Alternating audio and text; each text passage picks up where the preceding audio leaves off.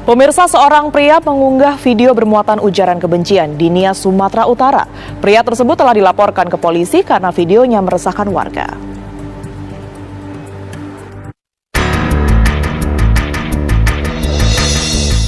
Sejumlah warga melaporkan CS, seorang pria yang mengunggah video yang dianggap menghina suku tertentu di Nias. Video tersebut mengandung ujaran kebencian dan sara, juga merendahkan kaum perempuan, yang menimbulkan keresahan di masyarakat. Ormas di Pulau Nias pun mendesak polisi menangkap pelaku agar tidak memicu gejolak di masyarakat.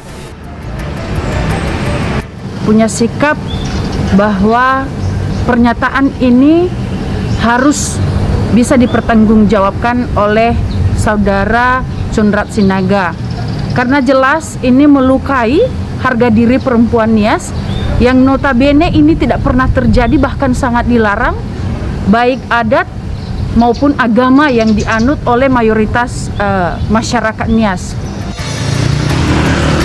Dalam kasus ini, polisi telah meminta keterangan seorang pelapor, 4 saksi, dan akan segera dilimpahkan ke Polda Sumatera Utara. 17 Oktober 2021, kita sudah menerima laporan dari seorang warga bernama Darwis Jendratu.